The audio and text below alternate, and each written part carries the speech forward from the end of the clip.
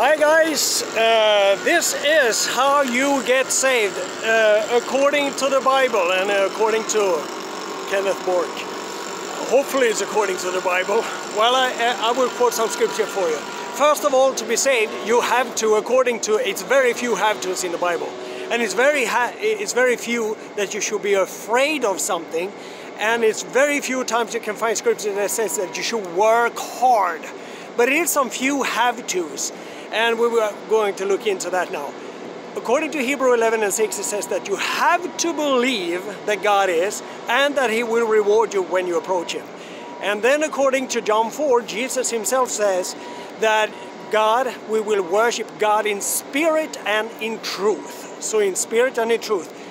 If you believe that God is, if you approach Him, you have to believe that He will reward you. If you believe that God is a spirit and that you approach Him in truth, you have to be honest. Well, then that is the first level. I call that level the level of the devil, and there is a reason for it, because the devil believed the same thing. The devil believed it is a God, that you have to be honest, that he believes everything that you believe so far. But it don't make you to believe that God exists. It don't mean that you're saved.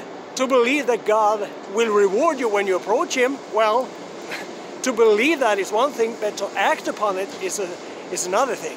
So the second level, then you have to go to Acts 2:38.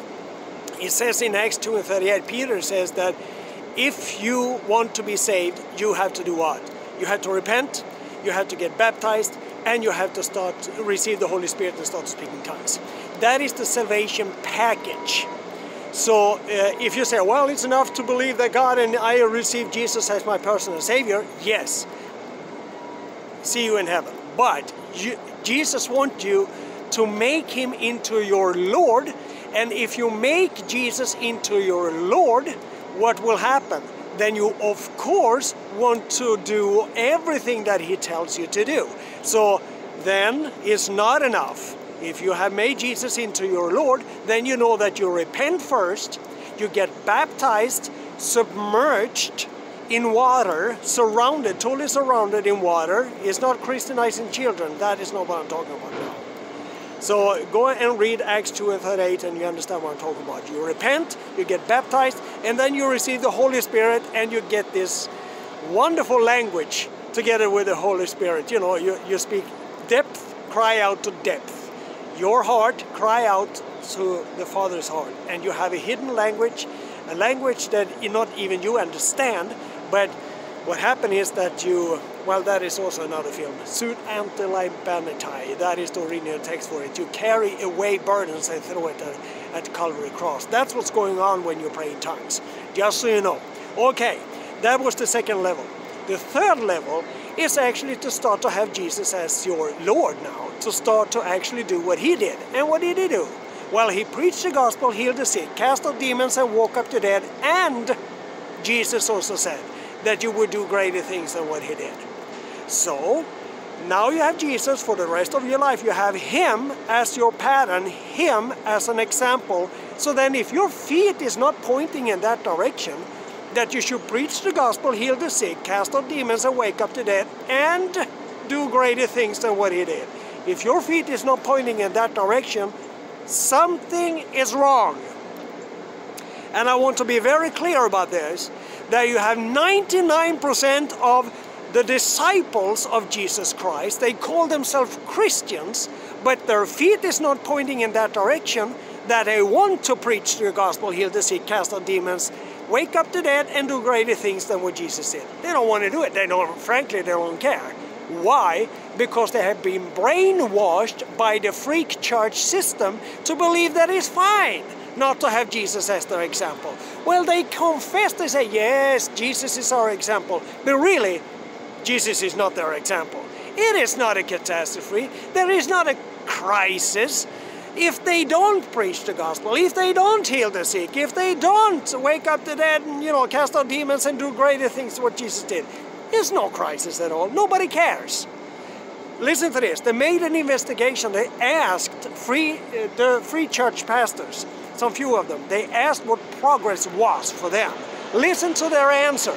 They answered, first of all, progress was church attendance. Secondly, the offering, how much money they get. Thirdly, the program in the church. Number 4 was square feet, how big the church was. Number 5 is how big the parking lot is on the outside of the church. That is progress for a freak church pastor. It is a freak. And repent, that's a good word.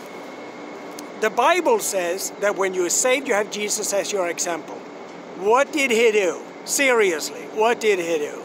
Well, if you don't want to preach the gospel, heal the sick, cast out demons, wake up the dead, and do greater things than what Jesus did, you have serious, serious, serious issues.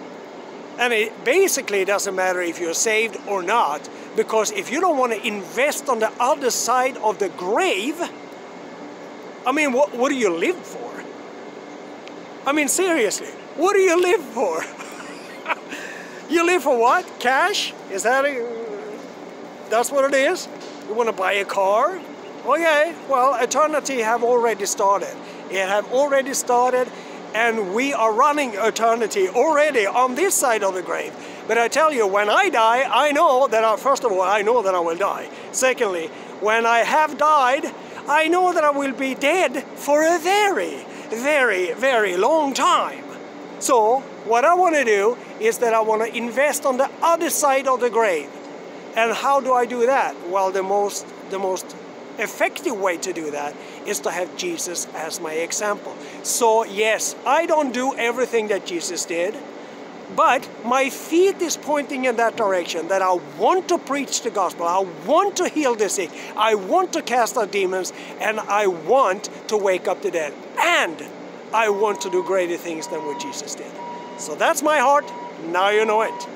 God bless. Bye-bye.